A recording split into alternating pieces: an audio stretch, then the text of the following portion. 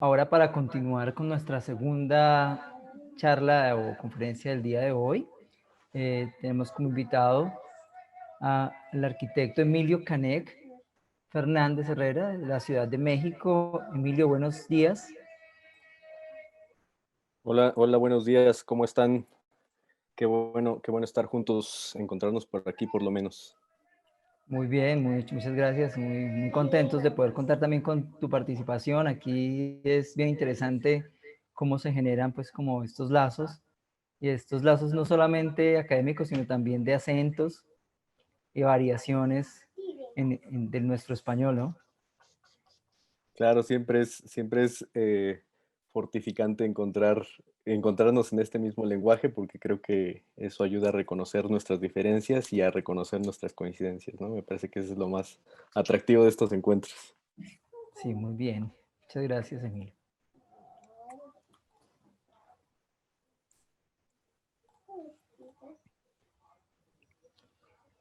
Emilio Canek es arquitecto por la UNAM, donde imparte clases desde el 2002. Estudió la maestría de arquitectura en el campo de análisis de teoría e historia, coordinador del Colegio Académico de la Licenciatura en Arquitectura de la Facultad de Arquitectura de la UNAM y vicepresidencia de la región México UDEFAL de la Unión de Escuelas y Facultades de Arquitectura de América Latina del 2015 al 2017. Fue coordinador del seminario del área de Teoría, Historia e Investigación por la Facultad de Arquitectura de la UNAM y ha sido coordinador del taller Carlos Leduc Montaño de la Facultad de Arquitectura. Es coordinador del Nodo México UNAM de la Red Latinoamericana, Hipótesis de Paisaje, y forma parte del comité editorial de la revista Bitácora, Academia 22 y 3060, Cuaderno Latinoamericano de Arquitectura. Emilio, buenos días, bienvenido a la Universidad del Tolima, bienvenido a nuestro segundo simposio internacional de estudios de arquitectura y ciudad.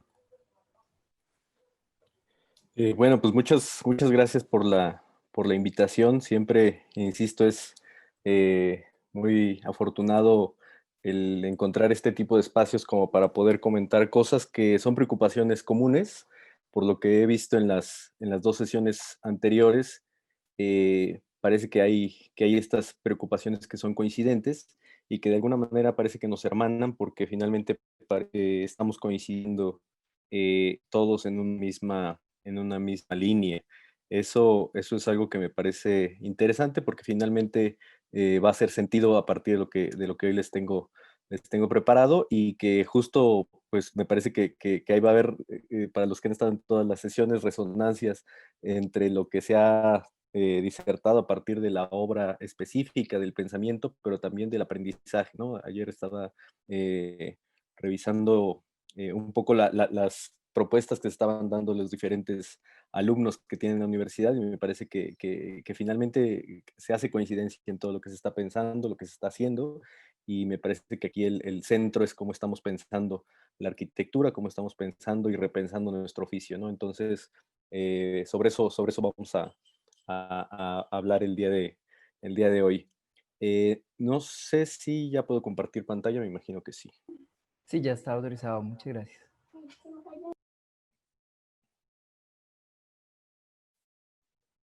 Bueno, pues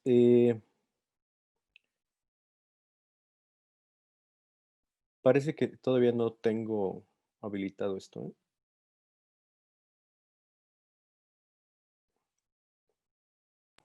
Ya está autorizado. No, bueno, ahorita en lo que se resuelve esto, les voy contando que una de las preocupaciones que hay o que existe dentro de el oficio de la arquitectura es justamente cómo se ha ido mutando a lo largo de los años las diferentes maneras en cómo encontramos las formas de hacer, pero también las formas de pensar y las formas de habitar la arquitectura. Me parece que una de las principales lógicas en las cuales nosotros estamos configurando el tema tiene que ver un poco por los procesos de enseñanza, pero también por las maneras en cómo se va construyendo la obra y cómo se va pensando lo que hacemos como oficio, ¿no? Entonces, es por eso que el día de hoy vamos a tratar de ir identificando diferentes preocupaciones y por eso me da gusto el que se haya escogido esta pléyade de conferencistas, porque de alguna manera parece que las preocupaciones desde distintos ámbitos, desde distintas experiencias, van siendo coincidentes para todos, ¿no? Ahorita lo que veíamos con Joao me parece que también es interesante en el sentido de que se le da voz a quienes normalmente en estos procesos profesionalizantes eh, no tienen esa voz, ¿no? Entonces, por eso me parece importante arrancar con esta cita de Wittgenstein, en donde habla de que el mundo es la totalidad de los hechos y no de las cosas. Cuando hablamos de los hechos, necesariamente hablamos de eventos que tienen que ver con lo que se produce, lo que se hace y quienes lo hacen, ¿no? Entonces, por eso el hecho de que podamos hablar de estas circunstancias, habla también de los actores. Y eso es un poco el sentido en el que vamos a conversar sobre las últimas piedras, que habla de una reflexión sobre la práctica arquitectónica. Eh, ¿Por qué? ¿Por qué las últimas piedras? Bueno, me pareció una metáfora interesante que tiene que ver con una preocupación que hace poco con un proyecto que al final les voy a mostrar. Discutimos con uno de mis socios, que lamentablemente falleció hace poco tiempo y a quien en cierta manera también va dedicada esta charla, porque finalmente era parte de lo que conversábamos cotidianamente en el colectivo que nos dedicamos a hacer investigación, enseñanza y también una práctica profesional muy, muy latente. Y una de las preocupaciones tenía que ver justo con qué es lo que hacemos frente a los recursos que tenemos a nuestra disposición. Por eso arranco con esta imagen que seguramente para algunos será conocida, que es esta famosa piedra del Cusco, que es la piedra de los 12 ángulos, que es un lugar ahora turístico, pero que remite a una condición del hacer, del modificar el material, pero también desde quien mira. La fotografía es de un fotógrafo indígena llamado Martín Chambi, que es un personaje peculiar dentro de la historia de Latinoamérica porque finalmente traduce esa mirada de lo que él encuentra a partir de una técnica como puede ser la fotografía en un lugar donde apenas se estaba generando o encontrando esa herramienta como para poder documentar las cosas. Por eso me parece muy sintomático encontrar en esta primera imagen una serie de referencias que van a hablar sobre la situación actual en la que estamos como planeta y sobre todo hacia dónde nos vamos a mover para los próximos años. Eh, es por ello que desde este lugar de la enunciación partimos del hecho de cómo es que nuestra mirada y nuestra forma de entender la realidad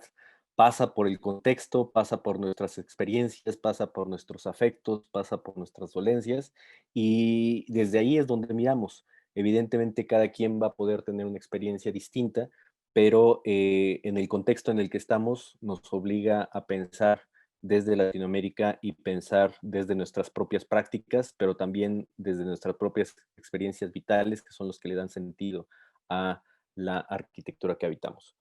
Eh, Uno de los parámetros que nos une, hace un momento se hablaba de los acentos, se habla de los acentos y también se habla de las experiencias comunes. Eh, Revisando un poco de la historia, para identificar, bueno, qué nos puede hacer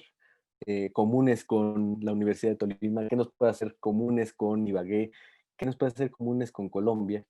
Y explorando un poco dentro de esta visión, uno siempre encuentra vínculos que van más allá del lugar común y se centran en cuestiones específicas como la que ahora estamos viendo en la imagen.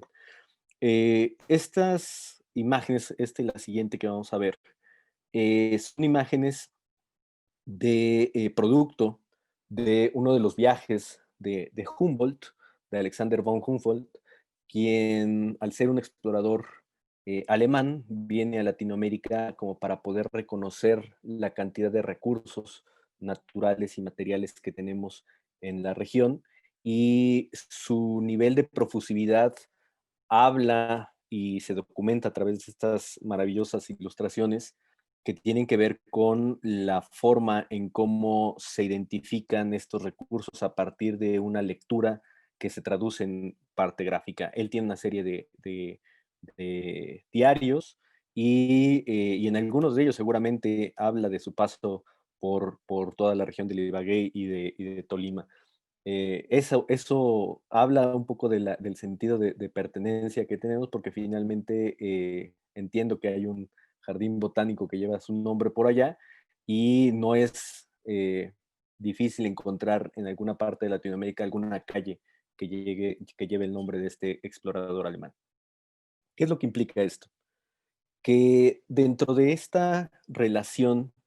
que se ve documentada en todas estas maravillas de ilustraciones, en donde se va documentando cada una de las piezas, cada uno de los eventos, las formas en las que él transcurre su recorrido por Sudamérica hasta llegar a Estados Unidos, pasando por México, va documentando cada una de las cosas que se encuentra y con este nivel de profusividad. La imagen probablemente pueda ser uno de los diagramas más interesantes. Algunos dicen que es uno que se utilizó en la época napoleónica. Para mí, este es uno de los diagramas mejor logrados en la historia de la humanidad porque finalmente documenta cada una de las acciones que tienen que ver con las alturas, con la humedad, con la fauna, con la flora, con la cultura, con los eventos, con las altitudes, con toda una serie de acciones que van registrando la forma en cómo Humboldt identifica lo que se encuentra a su paso. Puede parecer muy romántica la historia hasta que nos encontramos con este hecho. Vegetación de la flora, la fauna y los minerales se convierten en recursos, pero también se convierten en un inventario. El inventario que implica saber que de esos recursos puede haber una explotación y una comercialización para hacer que esto que finalmente era un paraíso, es un paraíso todavía, pueda ser susceptible de ser explotado. Esa es una de las cuestiones interesantes que de alguna manera están marcando, están rubricando la manera en cómo tendríamos que entender nuestro paso por este planeta para saber si finalmente son recursos con los que podemos convivir o son recursos a los que podemos explotar y en su momento consumir. Esa es una de las tesis centrales que me lleva otra vez a esta imagen de Martín Chambi para pensar en una de las posibles experiencias que se identifican en esta posible primer solución. Normalmente, seguramente pasa, porque lo hemos visto en toda la arquitectura que se construye a lo largo del continente, pero también en todo el planeta, que parece que a veces disponemos de recursos que son inagotables. La pregunta es, ¿qué va a pasar si en algún momento se determina que ya no hay piedras para poder construir los basamentos de lo que normalmente la arquitectura puede apoyarse para poder existir? Se habla del cemento, se habla de la madera, se habla ya de condiciones que pueden ser recursos renovables o reciclables, y a veces pensando en este elemento de la piedra, una piedra común, finalmente aparece con una condición de finitud al pensar qué va a suceder si en algún momento nos quedamos sin piedras como para poder construir la arquitectura que habitamos. Esa es la tesis central de esta plática, porque finalmente nos habla de una conciencia sobre lo que a veces no tenemos, y es el poder identificar con qué estamos lidiando y cómo estamos lidiando con lo otro para poder hacerlo posible. Esto evidentemente nos lleva a las reflexiones contemporáneas que desde distintos ámbitos se están haciendo como para poder construir las miradas y las visiones de lo que arquitectónicamente desarrollamos y que de alguna manera forma parte de la existencia misma de la arquitectura como profesión. En este caso, seguramente varios de ustedes conocen este libro. Hablamos de una reciente investigación de Rem Koolhaas con esta división siamesa de su despacho OMA, que es AMO, que se dedica a hacer una serie de investigaciones alrededor de las prácticas que en la sociedad se determinan más allá incluso de la misma arquitectura. Y lo que es interesante en este caso es que esta misma práctica lo llevó a identificar esta exposición llamada Countryside, que se presentó recientemente en el Museo Guggenheim de Nueva York. Curiosamente, este libro, que es muy vistoso a nivel de diseño gráfico, tiene y corresponde a una serie de condiciones que de alguna manera nos obligan a pensar en a qué se refiere el concepto, sobre todo viniendo desde un arquitecto, al hablar de countryside. Y lo que vemos es que esta condición habla de cómo el ser humano ha mutado y ha transformado radicalmente el lugar que se habita para hacer un ámbito o para aprovechar un ámbito natural completamente artificial. Me explico. Dentro de esta serie de reflexiones, lo que está haciendo este grupo de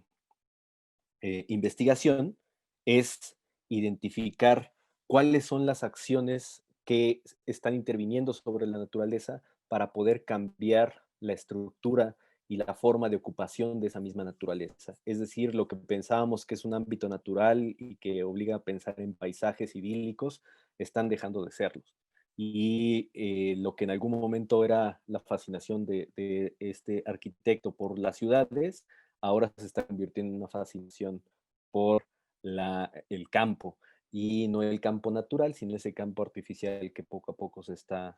consumiendo. Esa es una de las condiciones que nos meten en esta nueva reflexión para saber qué tanto de este antropoceno en el que estamos está siendo determinante como para cambiar esta capa que habitamos, que es este suelo que habitamos, y que finalmente, como diría Luis Fernández Galeano, estamos asistiendo a la pérdida del ámbito natural como lo conocíamos, al grado de que ya, a decir de él, tenemos una mayor cantidad de especies inducidas en los ámbitos naturales que las especies naturales, endémicas de lo que habita el planeta, ¿no? En ese nivel de transformación estamos en este planeta. Es por ello que vale la pena pensar si no el ejercicio de la arquitectura puede ser pensada como una actividad humana, pero puede ser concebida como un acto violento que anula cualquier condición dialógica desde esa herencia occidental. Es decir, que hemos crecido con esa mirada que identifica que la arquitectura se puede imponer en un territorio, se puede imponer en un suelo y puede esgrimir una serie de condiciones que conducen a la manera en cómo se interpreta la forma y la manera en cómo un arquitecto incide sobre un sitio para poder darle sentido. A veces pasamos por una imagen poética de cómo la arquitectura hace sentido y de cómo esta visión romántica del diálogo con el lugar a veces se pierde absolutamente cuando pasamos al tema de la cimentación, ¿no? A la fundación de un edificio. Entonces, esta condición o esta hipótesis evidentemente pasa por pensar, bueno, ¿cuáles son esas formas de violencia? Y aquí en número 5 que tienen que ver con esta primera condición. Una violencia epistémica que tiene que ver con la forma en la que se enseña y se aprende el oficio de la arquitectura. Estamos acostumbrados, bajo esta mirada occidental, que la academia finalmente indujo o planteó una estructura en donde a través de una institución, llámese universidad, llámese academia, se construye un conocimiento que anula completamente la posibilidad de los otros, es decir, los habitantes que cotidianamente hacen su hábitat, que producen su hábitat, como lo veíamos hace un momento en la conferencia anterior, y en este caso hay un ejercicio hegemónico desde donde se plantea quién puede ejercer la arquitectura, que en este caso son las y los arquitectos, ¿no? Entonces, ahí hay una primera condición de una violencia epistémica en donde hay alguien que sabe y alguien que, a pesar de que sabe, no está validado para ejercer ese conocimiento. La otra violencia es la violencia social, en donde encontramos un proceso de exclusión muy fuerte, que sobre todo vemos de una manera específica en Latinoamérica, con estas periferias que de alguna manera hacen lugar y hacen sentido a partir de la misma necesidad, y eso va generando estos grandes desarrollos urbanos que a pesar de carecer de la infraestructura básica como para poder sobrevivir, asisten a unas condiciones que finalmente hablan de una precarización, hablan de una necesidad que los obliga a tener que construir con los mínimos recursos y que finalmente tienen la manera de cómo abrirse paso. En estos tiempos actuales creo que se ha visto un poco más clara esa condición cuando vemos que hay un ejercicio de reto a las de esta cuarentenas que vivimos, cuando hay gente que tiene que salir a la calle para poder sobrevivir y poder llevar el alimento a sus casas. La violencia ambiental va muy vinculada con las anteriores porque evidentemente hay una condición que tiene que ver con la cantidad de construcciones que cotidianamente vemos y que finalmente forman parte de la estructura económica de los países. Es interesante, por lo menos en México está sucediendo y seguramente en algunas otras partes del planeta, el hecho de cómo se le está apostando a la industria de la construcción para poder reactivar la economía de una nación. ¿Qué implica apostar a la industria de la construcción? Implica que al requerir diversos sectores de diversas materias primas y diversos productos que se generan desde la industria, pues evidentemente eso amplía la condición de mano de obra que tiene que ver con las condiciones en las que se utilizan los diferentes materiales, cómo se consume la energía y finalmente cómo se ejecuta en proyectos que se construyen y que no sabemos todavía si van a ser habitados o no, porque finalmente no va a haber quien los pueda pagar. La violencia económica tiene que ver con esto. Eh, es inevitable pensar que estos enclaves de los que hablábamos van siendo espacios cerrados donde las desigualdades se amplían y donde es evidente que hay un tipo de arquitectura que se está gestando y que se está generando y que aparece en estas publicaciones periódicas y que aparece en estas páginas de internet y que se populariza de una manera inmediata alrededor del planeta, en las escuelas obviamente, porque genera esa imagen idílica de lo que podría ser una arquitectura que no piensa en costos porque no está en sus parámetros. Supera cualquier posibilidad de pensar en una factibilidad y en una condición ética como para poder incidir sobre un espacio determinado. Estos valores ya no aparecen en el escenario de lo que esa arquitectura está planteando como imagen, como espectáculo y probablemente, seguramente como una especulación. Finalmente, la violencia tecnológica. Eh, llama la atención que poco a poco estos materiales y las técnicas constructivas tradicionales van perdiendo camino frente a las formas técnicas, obviamente mucho más prácticas, de poder construir. Eh, Cuando nosotros identificamos qué es lo que está pasando en las zonas rurales de nuestros países, vemos como cada vez más las prácticas occidentales, modernas, el uso de materiales como el cemento, por ejemplo, se van popularizando al grado de que las comunidades ya no quieren construir con sus materiales tradicionales. Ya no podemos hablar de esos materiales porque finalmente obedecen a una idiosincrasia que se ha perdido y que finalmente obedecían a lógicas comunitarias de construcción, obedecían a otras formas de relación en las sociedades y que finalmente ahora se traducen en los conocimientos técnicos de quien puede y quien puede desarrollar esas capacidades para poder construir algo con materiales que evidentemente son producidos desde otras latitudes y que finalmente tienen otras lógicas de consumo y de producción ajenas a los lugares en donde se construye. Esa imagen pequeñita que vemos a la derecha es una grúa, la grúa más grande del planeta, que le llaman de cariño Big Carl, que sorprende por esa misma condición, porque la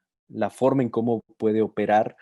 habla de que pueden cargar 2.500 toneladas para que dimensionemos un poco, 5.200 toneladas, perdón, para que dimensionemos un poco el tamaño de la industria y el tamaño del monstruo que implica pensar ahora en términos constructivos y que rivalizan con lo que alguien cotidianamente puede hacer para ampliar su vivienda. Por eso hablamos de esta visión de la arquitectura como un acto violento. Evidentemente, cuando hablamos de las maneras en cómo hemos aprendido a entender la arquitectura, pasa por nuestra cabeza todo lo que de alguna manera se generó desde los ámbitos educativos y no es difícil encontrar estas situaciones. Probablemente para muchos sean conocidos estos dos textos, pero para otros probablemente solamente uno de ellos. Leonardo Benévolo probablemente es una lectura obligada para cualquier estudiante de arquitectura, pero curiosamente habla de una visión exclusivamente occidental de esta arquitectura moderna, ¿no? Es decir, que hay una visión sesgada de cómo se ha construido la educación y cómo en algún momento ha planteado una visión parcial de lo que significa nuestra disciplina, nuestro hacer, y evidentemente algo que queda en una especie de hoyo negro que no es contemplado. Por otro lado, hay autores como Roberto Segre, quien hace este mítico libro para algunos, editado por Siglo XXI, donde habla de América Latina en su arquitectura, pero curiosamente lo que vemos no son los ejemplos cotidianos, no son las formas cotidianas de resolver lo, eh, lo historiográfico dentro de la arquitectura, sino que habla de otras preocupaciones como la vivienda popular, como el medio ambiente, como la forma de la fabricación de los objetos a través del diseño industrial. Es decir, aparecen otras preocupaciones que desde América Latina se han ido gestando y que probablemente hablan de una pauta que habría que atender y que habría que entender para poder saber hacia dónde nos podemos dirigir. El segundo momento tiene que ver con una frase de una pensadora brasileña llamada Soli Rolnik, que seguramente algunos de ustedes conozcan. Y a mí me parece fascinante la, la idea de este pensamiento que tiene que ver con no renunciar al deseo como una ética afirmativa de la vida. Este planteamiento me parece luminoso porque finalmente el deseo, y un poco aquí hago la liga con el arquitecto mexicano que está afincado en Canadá, Alberto Pérez Gómez, habla de la voluntad de ejercer la arquitectura como una imagen poética y como una condición que puede revertir y cambiar esta idea de cómo entendemos y cómo ejercemos la arquitectura, pero justamente a partir de ese deseo, ¿no? Como esa intención vital que de alguna manera nos da sentido y que reafirma nuestra condición en el mundo a partir de la reflexión de lo que hacemos en él. Es por ello que me remito a esta imagen de algo que a veces vale la pena recuperar y resignificar cuando tenemos la oportunidad de dar alguna plática en otras latitudes que no son las locales, y es la Ciudad Universitaria de México, con este edificio paradigmático de, de una serie de arquitectos y una serie de autores que van contribuyendo a que esta imagen manifiesto de la arquitectura en un punto específico de la historia de la arquitectura mexicana se haga notar. Evidentemente, esta visión que aparece en esta serie de murales del arquitecto Juan O'Gorman eh, implican el documentar toda una mirada que cambia la visión de lo que entendemos por la arquitectura misma a mitades del siglo XX, pero por otro lado, qué es lo que estamos haciendo como como un posible manifiesto frente a lo que la arquitectura significa para nosotros, pero también en algo que me gustaría plantear aquí a partir de este ejemplo, y que es la autoría de la arquitectura. Muy cerca de ahí, justo en esas partes bajas de esta escalinata que veíamos en la imagen anterior, aparece un zampeado de piedra brasa, de piedra volcánica, que es origen del volcán del Xitle, y que tiene en uno de sus espacios eh, perimetrales una pieza, yo le llamaría una pieza, que es una evidencia cultural de algo que pudo haber sucedido y que se presta a la especulación y a la imaginación. Vemos un hueco de algo que ya no pudo estar en este zampeado de piedra brasa, que quedó vacío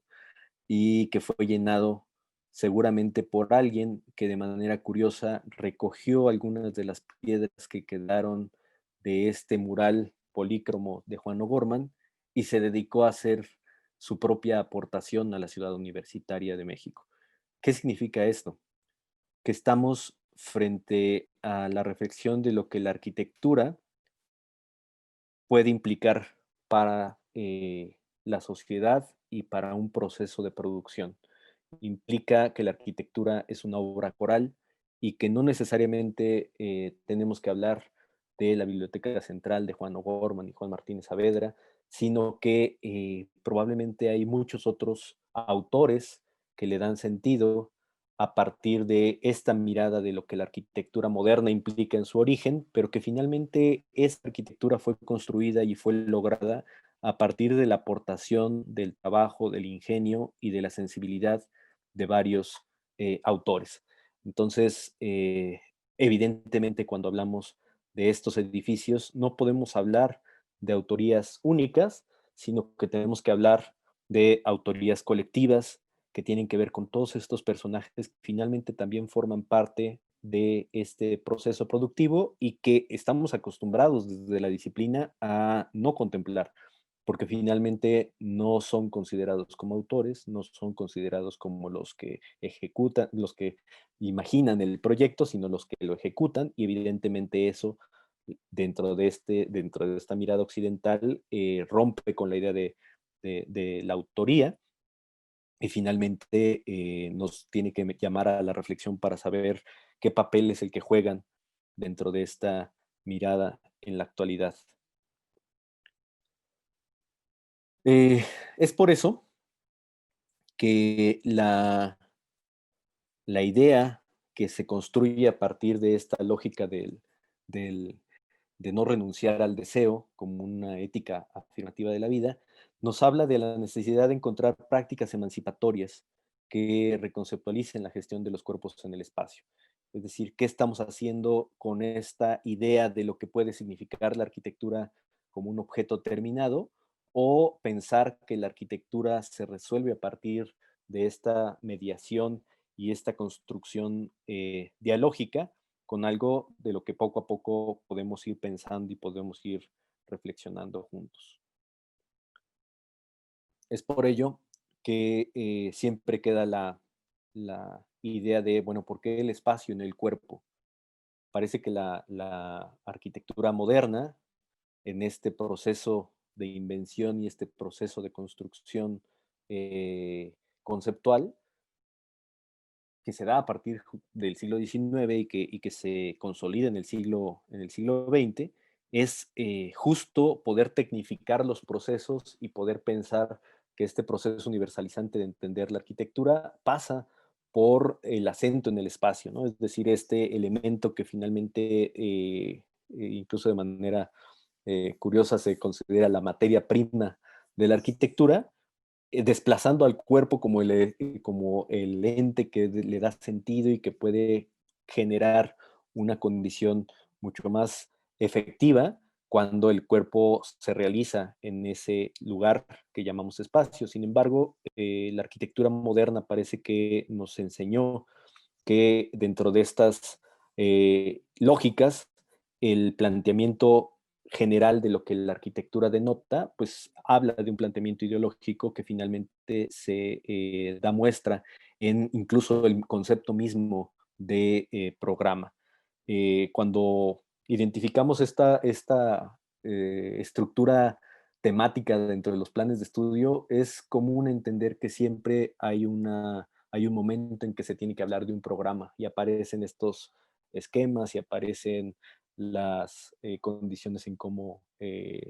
Neufert planteó en algún momento las medidas del cuerpo humano, siempre un hombre occidental blanco caucásico,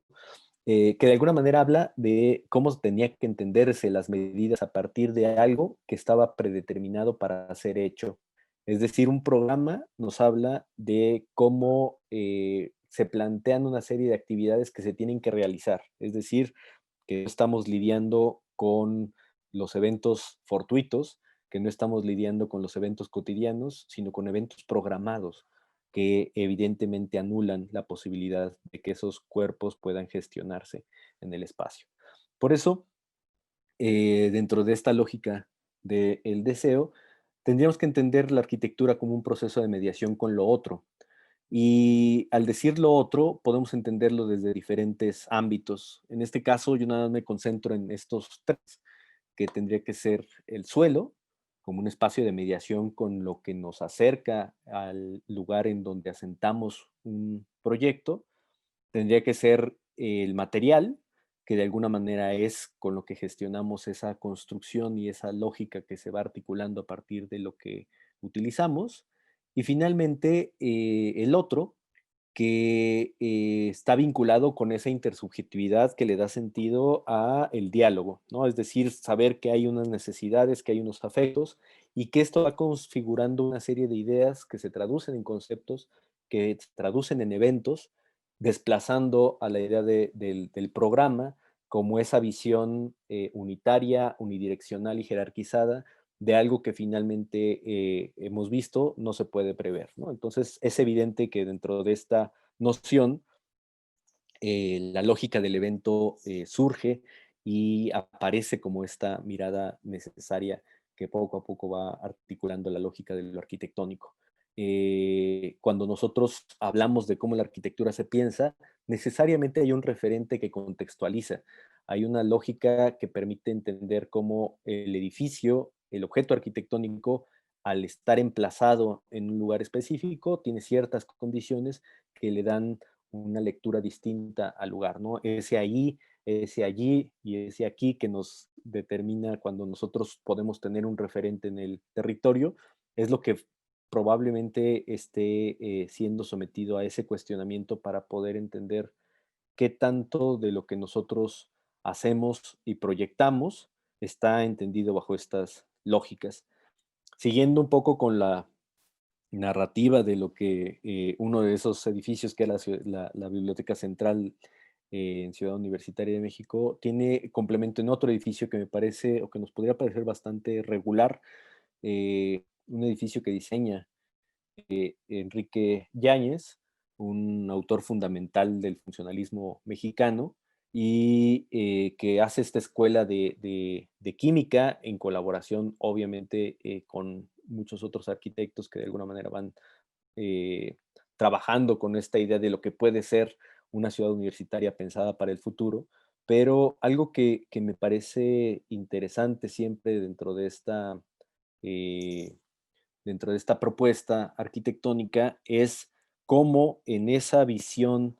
de lo que Enrique Yáñez imagina desde el diseño para este edificio pasa por una mediación a futuro. Esta fachada es la fachada norte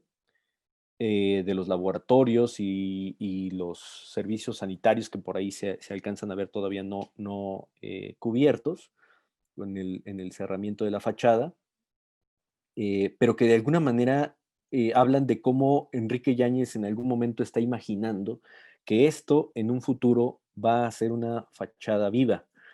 Es decir, que identificamos cómo este gran paramento de vidrio que se está articulando hacia el norte, más allá de representar el acceso de una iluminación o el acceso de una ventilación a la zona de los laboratorios, significa una aportación coreográfica a la idea de cómo el edificio se puede complementar a partir de la participación de todos. Es decir,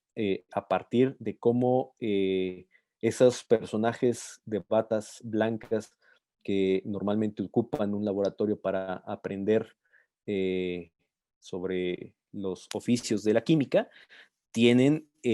la oportunidad de desplazarse en ese espacio para configurar una coreografía total que incluso incluye los baños, porque también estos sanitarios están cubiertos de un vidrio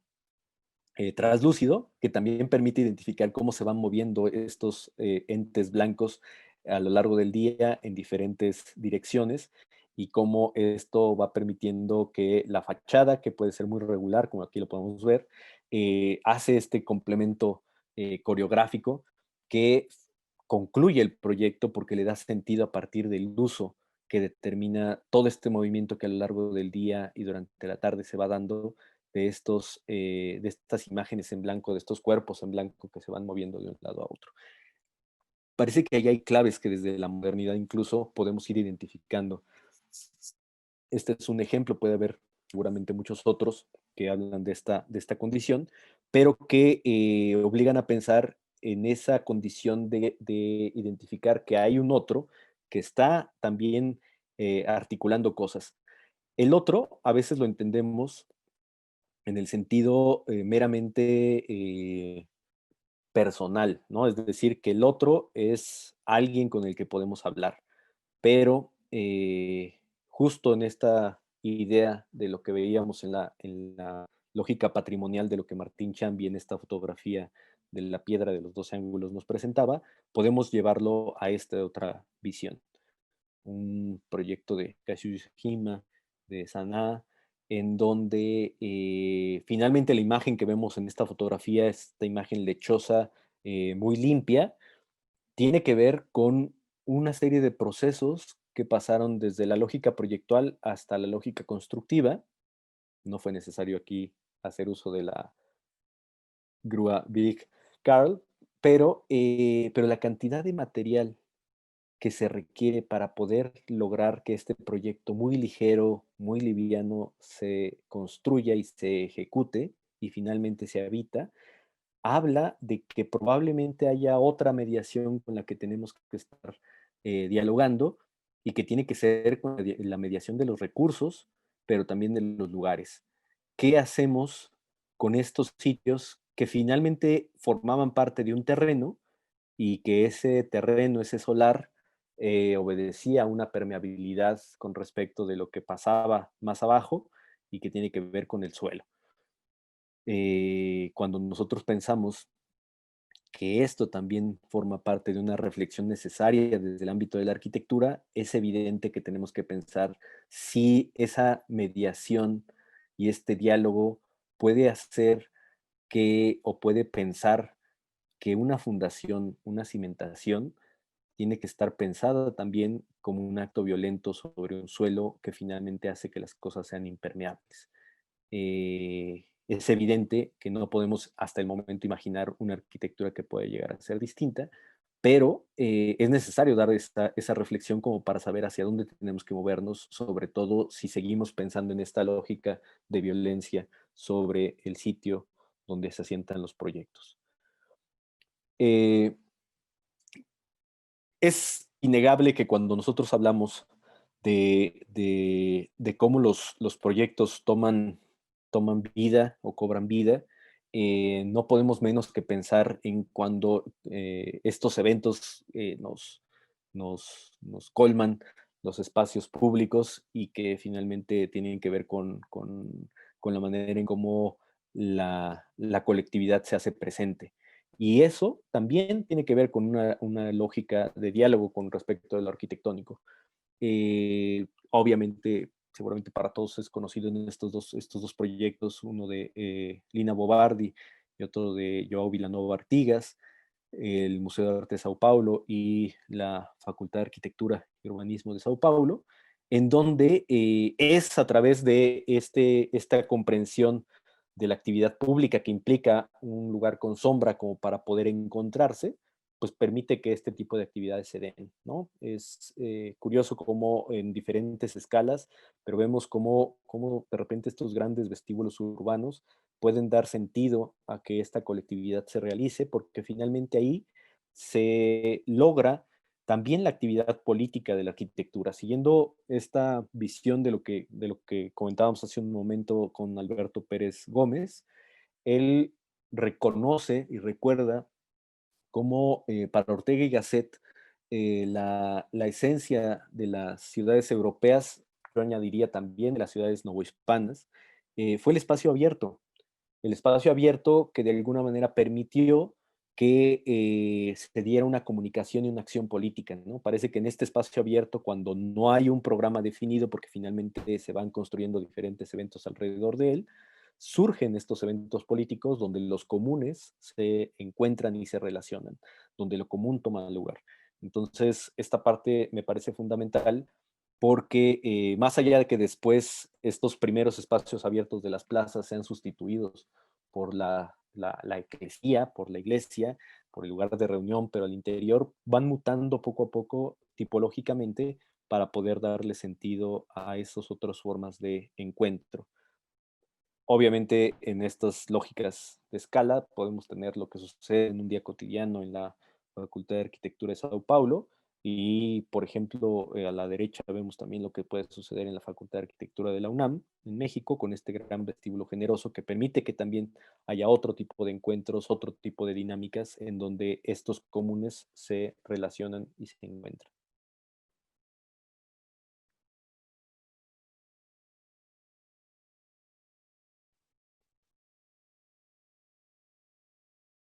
Eh, creo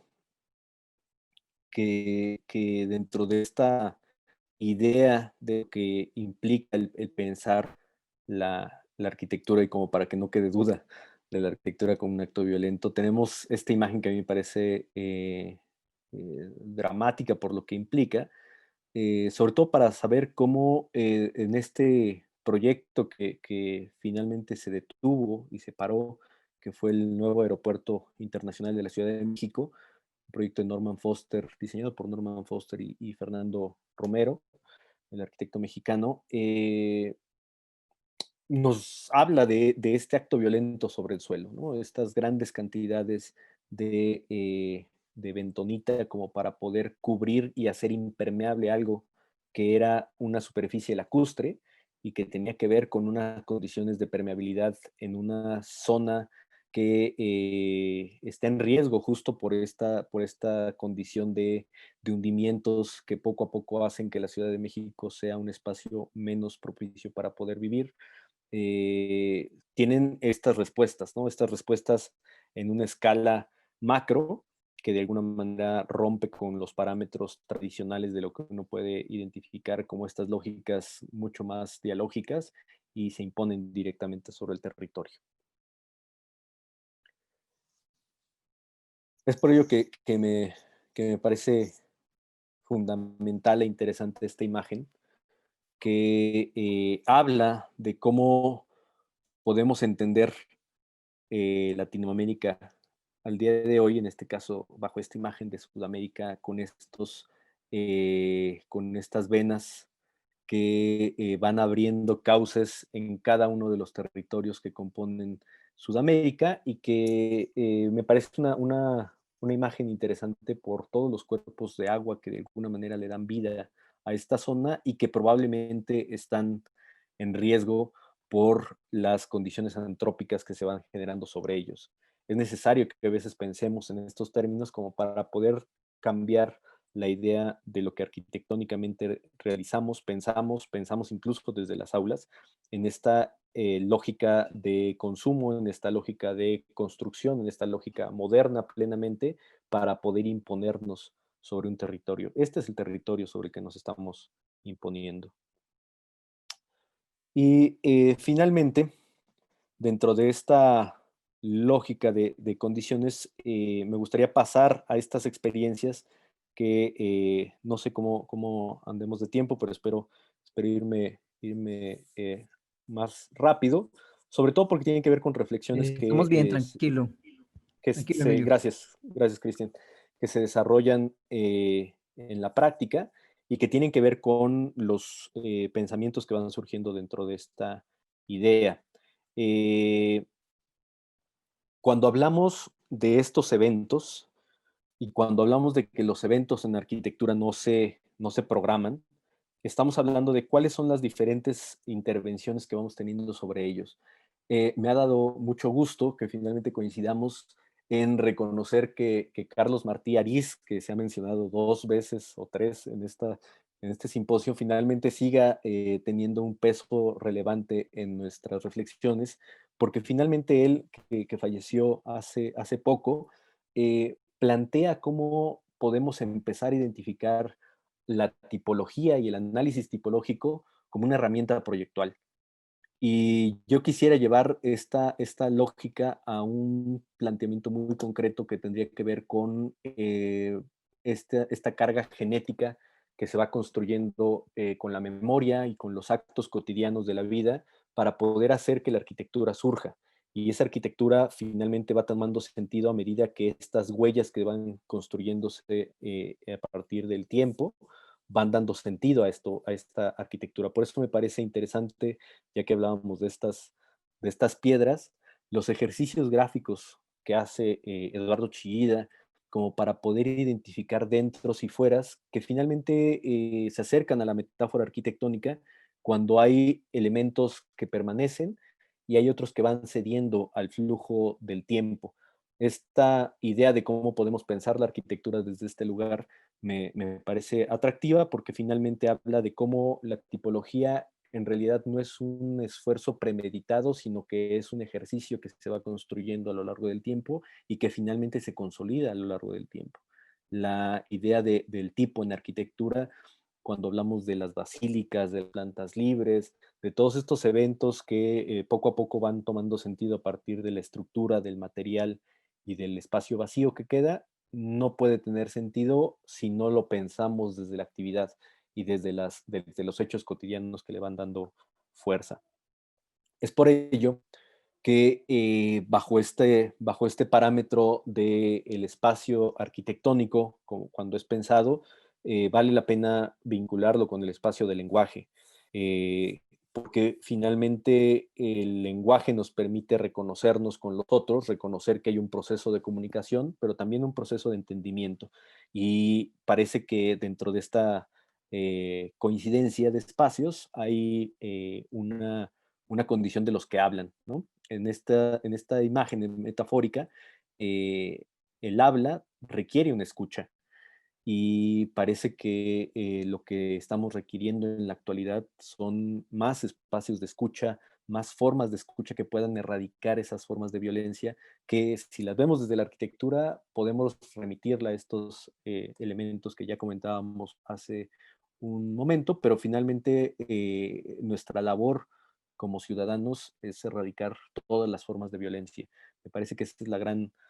labor en las que nos tenemos que mover, porque finalmente a eso obedece el hecho de que podamos pensar cómo nos relacionamos con lo otro, a partir incluso de pensar que eso otro con lo que estamos lidiando, pues puede ser un material, como decía Louis Kahn,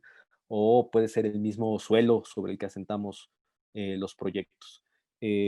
Rápidamente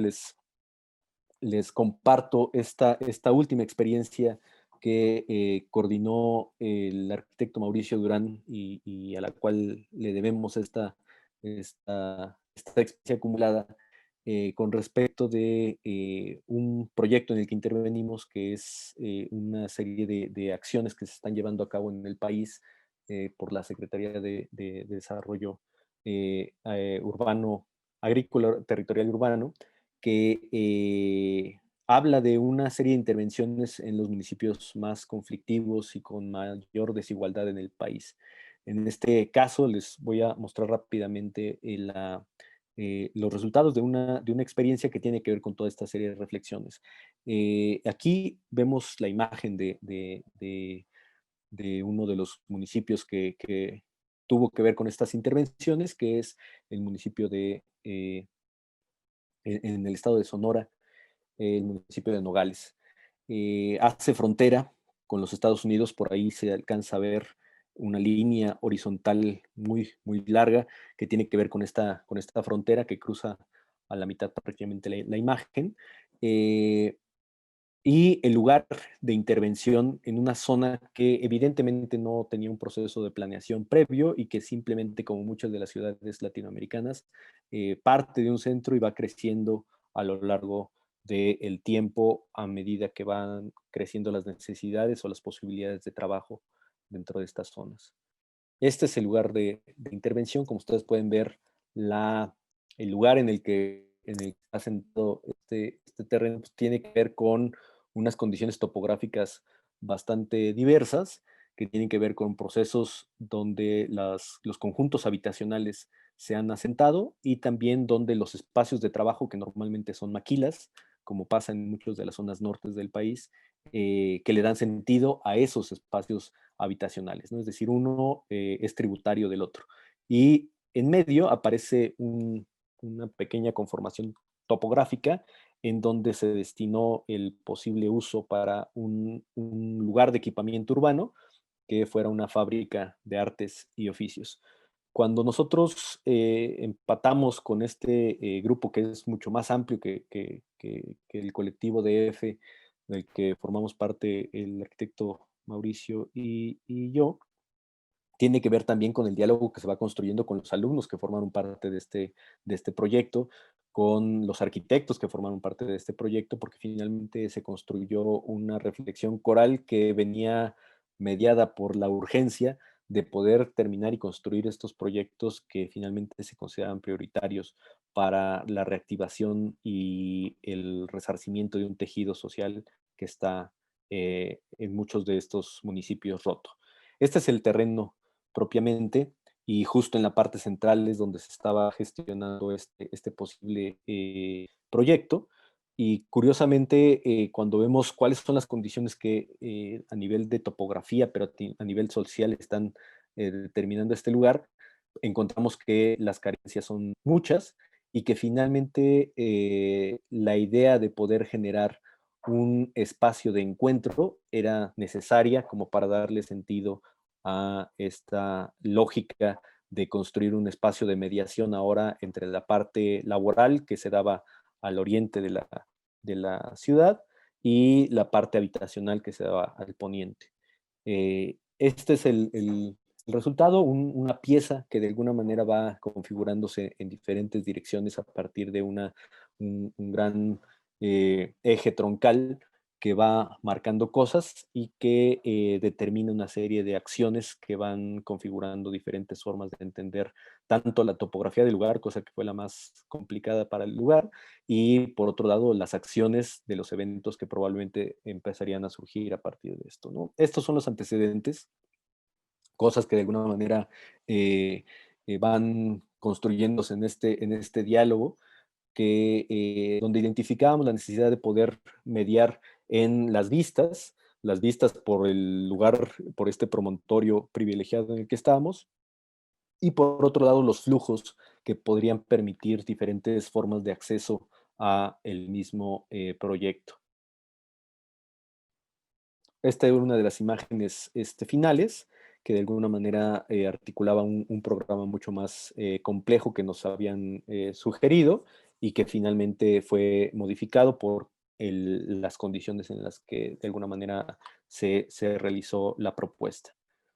Este es el resultado, esto es lo que veíamos en la imagen, en la foto aérea. un proyecto que tiene que lidiar con muchas plataformas, con muchos elementos que de alguna manera son determinados por la topografía y que finalmente tienen que obedecer a cómo este diálogo se va construyendo con el suelo a partir de las maneras en cómo el proyecto se puede ir adecuando a esta misma condición. Esta forma de poder identificar las diferentes maneras de circular y de recorrer el edificio hablan de una necesidad que encontramos de, por un lado, articular vistas y por otro lado, generar una serie de actividades que evidentemente sabemos y estamos apostando a que cambien con el paso del tiempo. Por eso, la lógica de poder plantear espacios duros en donde los servicios pudieran tener sentido, pero también espacios blandos que pudieran ser susceptibles de modificar sus actividades, era una de las preocupaciones principales que surgieron en este proyecto. Probablemente, y a veces eso nos parece importante mostrarlo, la lógica estructural fue bastante compleja por lo que implicaba el hecho de cruzar cuerpos que tenían que ver con diferentes plataformas, diferentes taludes y espacios que tenían que estar vinculados al interior, pero ser factibles de lograr constructivamente al exterior. Entonces, esta era una de las condiciones más apremiantes dentro del proyecto y que permitieron empezar a identificar formas de poder adecuar, y es ahí donde regresamos a estos espacios de mediación, la manera en cómo el interior y el exterior podría construir un diálogo permanente a partir de los sistemas constructivos, pero también a partir de los espacios desde los cuales se observan las cosas. Y por eso nos parece importante esto que se comentaba en algún momento de la necesidad de pensar y de repensar los cortes por fachada, también como unas lógicas de intención dentro del proyecto que tienen que ver con la manera en cómo pensamos los espacios y cómo les damos sentido, ¿no? Estos son una serie de cortes por fachada que fueron surgiendo dentro de la misma relación de cada uno de los espacios y cómo cada uno de ellos tenía que responder a diferentes alturas, pero también a diferentes actividades y a diferentes condiciones de soleamiento, de ventilación y demás, ¿no? Este es el proyecto que justo se terminó hace poco, está en proceso, nos parece, de término,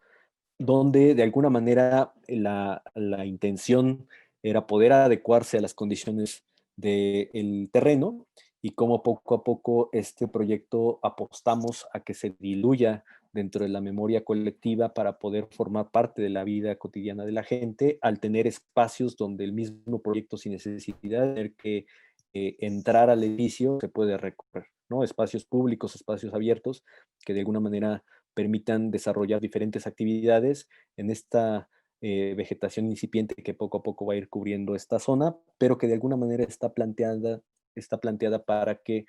dialogue con el objeto construido a partir de una vinculación natural, material y técnica con los diferentes espacios que se están permitiendo dentro de él.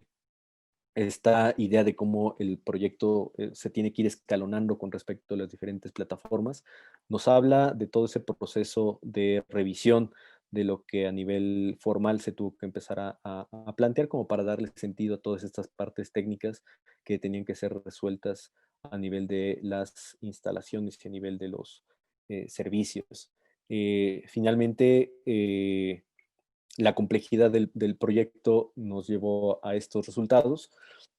Estamos en espera de ver cómo la gente se los apropia, porque finalmente esa va a ser la apuesta final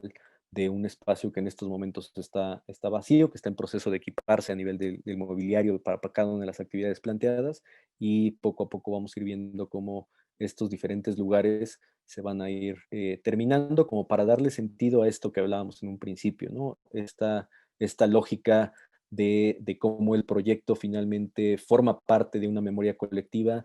configura o termina de configurar una estructura tipológica a partir de lo que la memoria de las actividades y de los hechos cotidianos le pueden generar, como para poder dar un sentido mucho más claro al proyecto mismo y a su incidencia sobre la memoria colectiva del lugar, ¿no? Entonces, esta es prácticamente el final de la plática. Bueno, les agradezco que me hayan escuchado. Espero que todavía anden por ahí porque no los alcanzo a ver, pero les agradezco la atención y no sé si haya algunas preguntas. Voy a dejar de compartir pantalla en este momento. Gracias a todos. Emilio, muchas gracias. Abrimos un espacio. Emilio, muchas gracias por la presentación. Abrimos un espacio para preguntas del público, ya siendo esta nuestra última ponencia o presentación del segundo simposio. Pues queremos como también darle la oportunidad a nuestros participantes de que presenten sus cámaras y hagan la pregunta abiertamente para poder compartir un poco más en este último espacio que tenemos el día de hoy. Sin embargo, por aquí Mario Mezquita nos pregunta cómo deconstruir nuestros valores de habitar para poder generar una arquitectura menos abrasiva para la naturaleza. Pues me parece, Mario, que ese es el principio de la reflexión, ¿no? El hecho de pensar en cómo hemos cuestionado nuestros valores y nuestras formas de habitar como para poder pensar cuál es nuestra relación con el lugar que habitamos, ¿no? Esa probablemente sea una de las primeras reflexiones. Para nosotros es muy común, seguramente pasa en su escuela, pasa en la nuestra, pasa en el proceso formativo tradicional, que en algún momento quienes nos enseñan los procesos constructivos nos hablan de que tenemos que limpiar el terreno, tenemos que hacer un despalme, un desenraice para poder quitar toda la materia productiva, la materia orgánica, y poder llegar a un espacio en donde podamos levantar el edificio. Y no somos conscientes de ello hasta que vemos lo que estamos haciendo sobre el espacio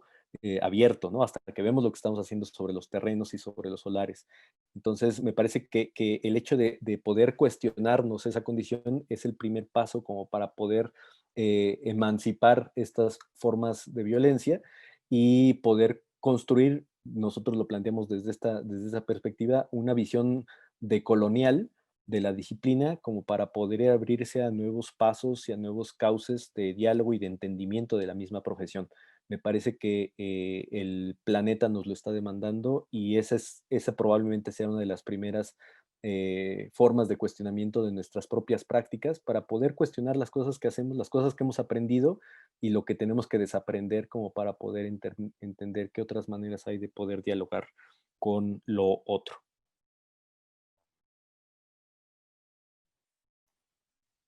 Otra pregunta nos dice Juan Morales. Siempre es importante el aspecto social de la arquitectura. ¿Cómo liberar la arquitectura de la camisa de fuerza que impone el modelo económico? El hábitat está supeditado a las constructoras que tienen su fin económico, pues es un negocio. ¿Cómo empoderarse del desarrollo de vivienda social buscando realmente que la gente tenga condiciones de vida sin que la barrera económica los limite? Sí, yo creo que este es el gran reto, o sea, el hecho de que nosotros tengamos que insertarnos en una lógica productiva, a veces es lo primero que va desahuciando las esperanzas de nuestros egresados, ¿no? Seguramente pasará también en Colombia, pero aquí encontramos alumnos que nos pueden llegar a reclamar de por qué no les enseñamos la aspereza de la vida laboral y sobre todo a lo que se tienen que enfrentar en los actos cotidianos, porque finalmente parece que hay una lógica diferente de lo que se articula en la vida profesional de lo que desarrollaron en la parte original de su aspecto formativo. Entonces, me parece que ahí no solamente porque finalmente sabemos que la arquitectura no, ni los arquitectos somos el todo dentro de este proceso, y a veces se nos olvida, pero sí tenemos que repensar nuestras lógicas de producción para poder poner el acento en otras cosas que a veces nosotros con estas formas de entender las prácticas cotidianas podemos poner el acento y podemos hacer una reflexión mucho más amplia de lo que significaría a estas alturas de la existencia de este planeta el poder repensar si las formas de cómo procedemos son las que tendríamos que mantener pensando a largo plazo, ¿no? Me parece que esa es una de las principales condiciones que finalmente enfrentan una lógica económica que se está reconfigurando. A veces, incluso en la mejor de nuestras esperanzas, pensábamos que la pandemia nos iba a llevar a cambiar un rumbo, a cambiar el rumbo de lo que el neoliberalismo nos ha llevado, pero ya vimos que se está tecnificando de una manera que se va a imponer de otras formas mucho más creativas, a las cuales finalmente nos vamos a tener que adaptar, pero yo creo que ahí está el acento en el que nosotros tenemos que cuestionar como para poder saber si podemos repensar las cosas. Hay una frase que a mí me parece capital en estos tiempos, que tuvo que ver con el asesinato de George Floyd, que despertó todas estas protestas en Estados Unidos y que después se extendieron en algunas otras partes, que referían al I can't breathe, ¿no? O sea, el no puedo respirar. Parece que la lógica de tener que respirar como un acto de resistencia también nos obliga a pensar que podemos generar otros actos de resistencia, ¿no? Y esos actos de resistencia pueden ser importantes para pensarlos ahora desde nuestra disciplina, pero también desde las escuelas. Me parece que ahí los profesores tenemos una labor importante que hacer. Muchas gracias, Emilio. Hay un comentario de nuestro anterior conferencista, de Joao Marcos. Dice: una idea de la arquitectura como acto violento muy bueno. Felicitaciones, Emilio. Me sentí muy en diálogo con usted. Yo creo que esas coincidencias en las sesiones de este simposio han sido muy, muy interesantes, ¿cierto? Le ha dado como una coherencia, o como lo decía Emilio al inicio de su presentación, pues como un hilo que nos une como Latinoamérica, incluso en los temas de reflexión y de pensar la arquitectura como en relación a ciertas problemáticas. Andrés Francel, nuestro el decano de la Facultad de Tecnologías, no sé si desea hacer su comentario públicamente, decano. Buenos días. Buenos días. Muchísimas gracias, por supuesto, Emilio, Joao, Ángel, Cristian, por hacer posible este último día de simposio que tiene un cierre magnífico con respecto a esta temática precisamente de la gestión social del espacio, del cuerpo, la posibilidad de repensar las dimensiones de la arquitectura, las reagrupaciones, las reconfiguraciones, por ejemplo, que nos mostraba Joao. Y ese concepto de Emilio de la no violencia a través de la arquitectura, creo que nos aporta unos elementos muy importantes dentro del marco de teoría, concepto y diseño. Es decir, si queremos hacer una transformación de la arquitectura, pues debemos ir a la base de la concepción que vamos a tener de ella. Un poco desde cuando comenzamos con Zaida es cuál es nuestro punto de partida, ¿cierto? ¿Cómo vamos a hacer esa reinvención de interpretación de la arquitectura? Porque si seguimos pensándola desde unas ópticas hegemónicas, es evidente que vamos a seguir teniendo los mismos resultados. Lo que veo es que hoy Emilio y Joao nos proponen precisamente otros puntos de partida. ¿Cómo hacemos para gestionar esa arquitectura colectivamente, para intentar, por ejemplo, que una concepción en altura sea subdividida por la misma topografía y la posibilidad de acceder a diversas plantas que nos mostraba Joao? ¿O cómo hacemos para interpretar la arquitectura no desplazada del paisaje y la producción de objetos no con el interés de un usufructo económico, ¿cierto? Como derivado un poco de la visión de explotación de la naturaleza que nos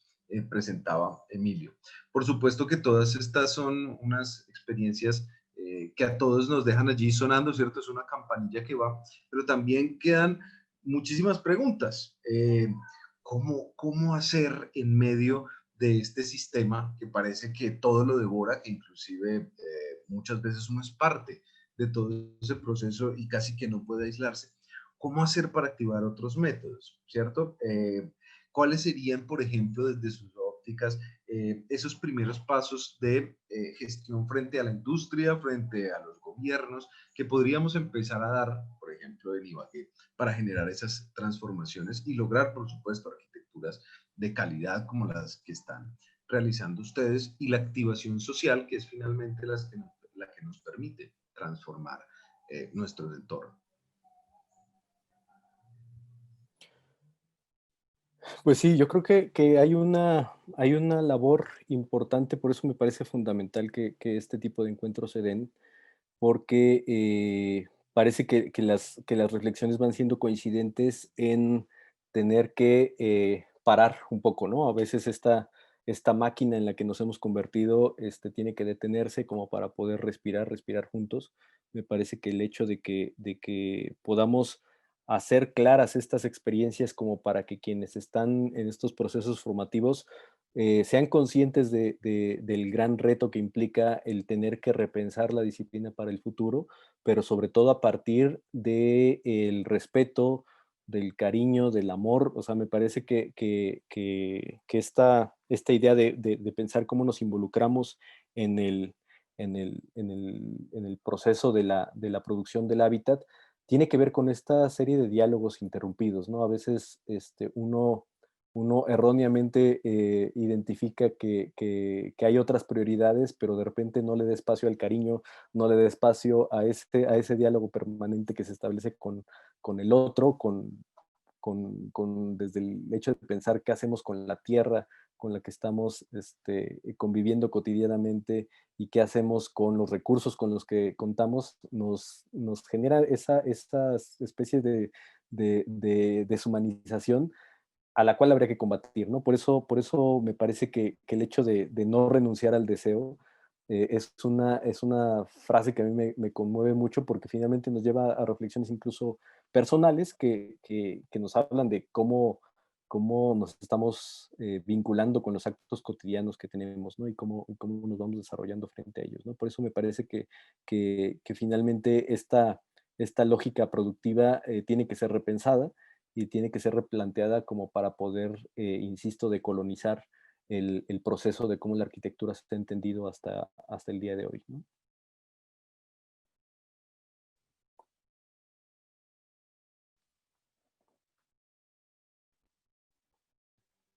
Está cerrado el micrófono, Cris.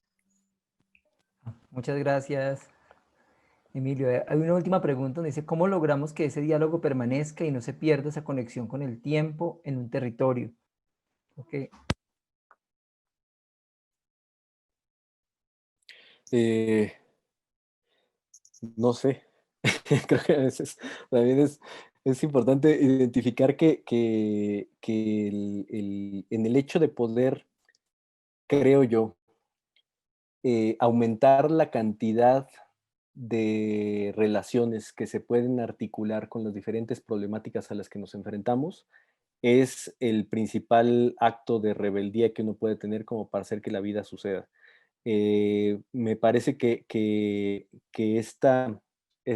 manera de cómo podemos imaginar estos eventos y cómo podemos construir estas narrativas más que programas, nos pueden ayudar a imaginar cómo va a ser la vida en el futuro y cómo va a ser que ese espacio que estamos pensando, que estamos imaginando, finalmente tenga sentido a partir de la aportación de quien lo está entendiendo para poder ejecutarlo, pensando en alguien que se dedica a la construcción, pero también pensar en quién va a vivir en ese momento y cómo va a habitarlo. Por eso me parece que el énfasis ahora, si lo llevamos al tema del diseño y a una reflexión meramente proyectual, tiene que ver con cómo son estos espacios de mediación entre el dentro y el fuera, por ejemplo, ¿no? Por eso el hecho de lo que ayer se discutía, de pensar en estos procesos de mediación técnica que puede tener el pensar una fachada a partir de sus materiales, es fundamental porque eso tiene que ver con esta forma de imaginar ese diálogo de algo que puede ser lo suficientemente flexible para permitir que lo improbable suceda en el espacio, como decía el maestro Pastrana. Creo yo que esa es la manera en cómo podemos hacer que ese diálogo sea perenne y que de alguna manera vaya articulando otras reflexiones que se van construyendo por quien finalmente también se convierte en un autor a la posteridad al habitar el espacio que estamos pensando y que estamos diseñando.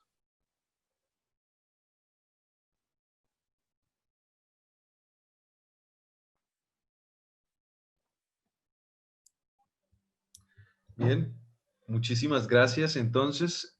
este es un momento muy especial para nosotros, estar dando cierre a estos 3 días de simposio internacional. Agradecemos la colaboración de todos aquellos quienes contactaron, a nuestros ponentes, por supuesto, a quienes asistieron a todas las sesiones, a quienes aportaron con sus preguntas, con sus comentarios, porque para nosotros es un logro estar en este espacio, haber podido escuchar a personajes tan importantes dentro de nuestro entorno iberoamericano. Tenemos solamente absoluto agradecimiento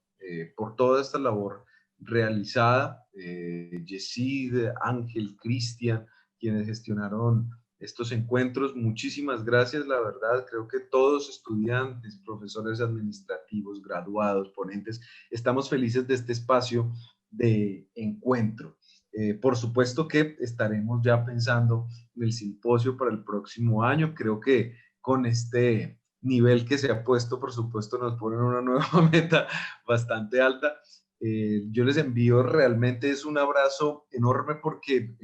todas las reflexiones que nos han brindado son como alicientes, ¿cierto? Como uno siente esa palmada en la espalda de decir, hágale, que igual tenemos que tomar nuevas rutas, tenemos que asumir nuevos retos. Hay muchas personas en Latinoamérica pensando futuros posibles y haciendo esos futuros posibles. Muestra de eso es precisamente lo que vemos hoy. Así que de mi parte y en nombre, por supuesto, de la facultad, del programa de arquitectura, del departamento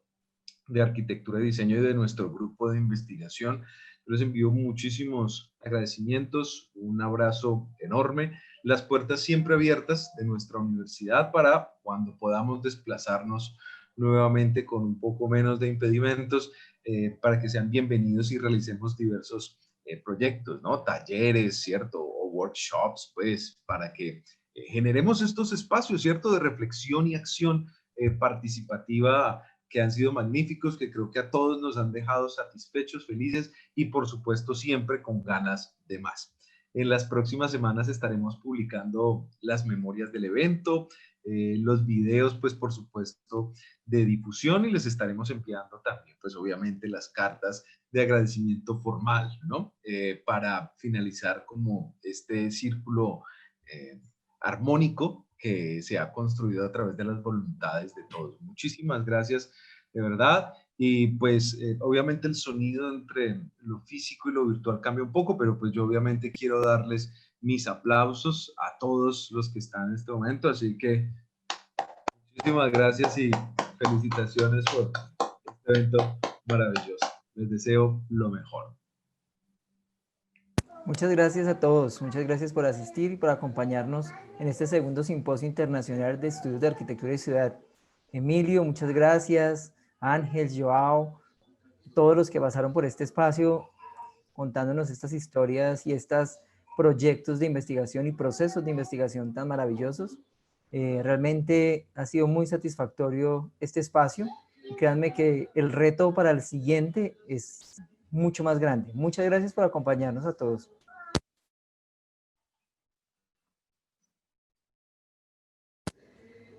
Hasta una pronta ocasión. Gracias.